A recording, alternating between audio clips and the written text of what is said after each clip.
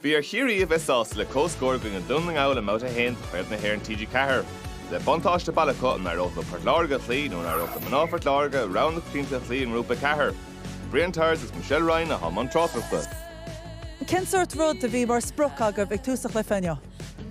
Bua, ein slí in aircar, chun an níor na rá taréis draw has spántas a thugam mar an tacan Chiacata who's in an owl. Bhí sin gurb job Har a bheith dechar róna amach an óga taréis an deir an Chiacata bhí sé dechar so agus níor mór anam gin chun rodí chur le chéal rééis ach bhí mar treáil so de célínas char se an go mór. Mar éad Brian, Kelly Cronin did go ach sin scórt an Scott ag mar éad Brian. Janine agus Hanash and saw Jessica Hannah O'Donoghue. Forward, they're scoring goals and scoring points just makes our life a little bit easier, and if we can keep the ball up there and let ourselves get organised, like that's what we try to do. And in fairness, the forward were brilliant today. They had great score percentage.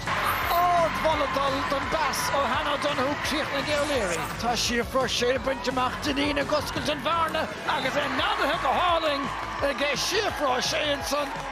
When she fresh can rasher and got is rod on a specialty sin and made Ibra a Kershi stock a Rihan Gierig ni dolum grab she got gila train all a session train all a Rinnemer in Lena.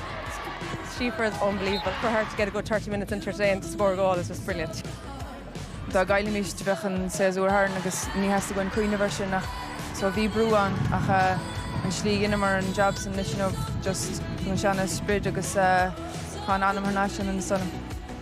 Gandá tá rudí le fála mó ón taspáinte seo cumach, dá le bháile tránna táid anna hásta.